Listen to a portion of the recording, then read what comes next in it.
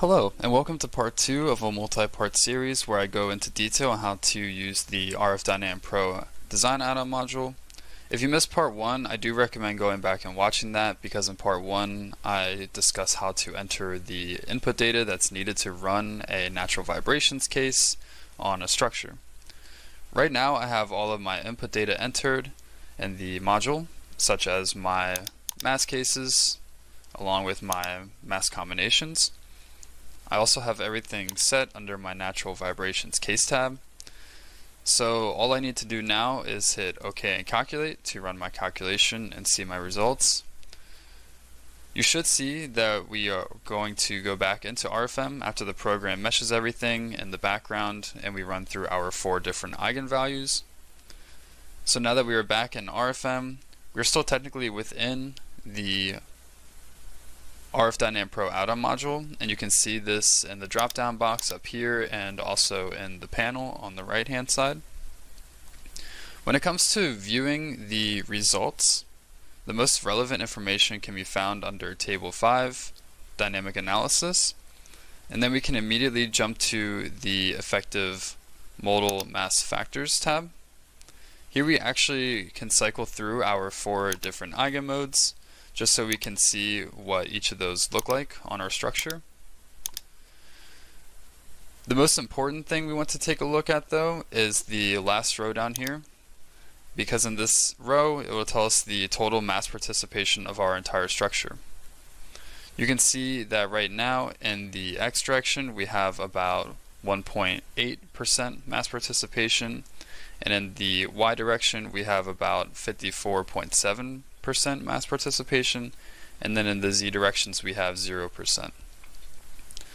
Having these low mass participation percentages is actually a problem, because if we take a look at section 12.9.1.1 out of the ASC 7, it tells us that we have to have at least 90% total mass participation in each orthogonal or horizontal direction.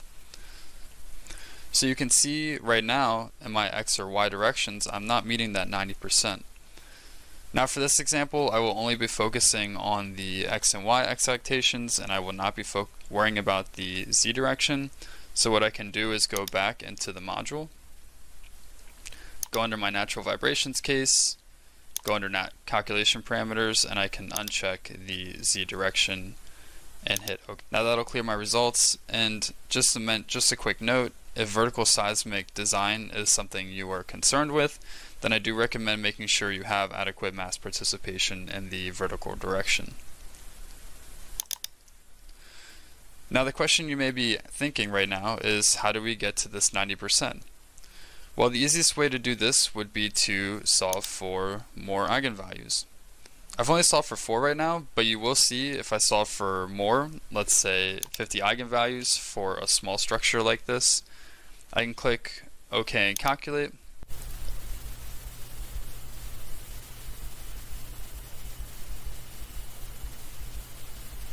And then we'll jump back to RFEM under Table 5 under Effective Modal Mass Factors.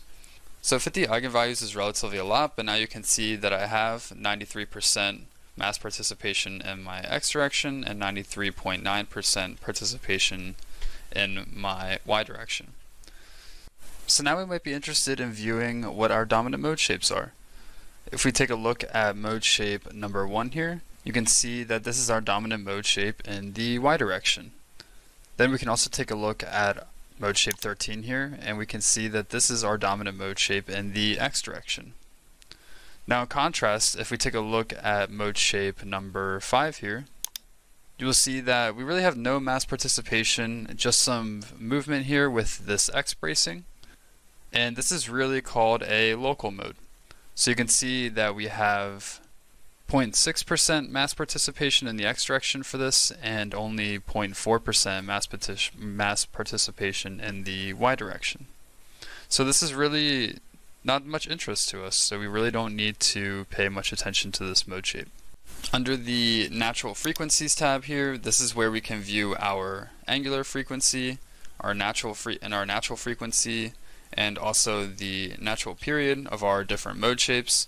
So now that we have determined the natural behavior of our structure under the applied cases and combinations, we can now move into running a response spectrum analysis.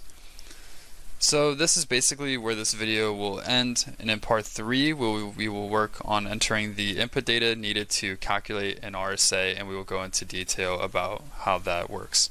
So look out for that video, and it will also be linked below in the description when it is available, and I thank you so much for watching.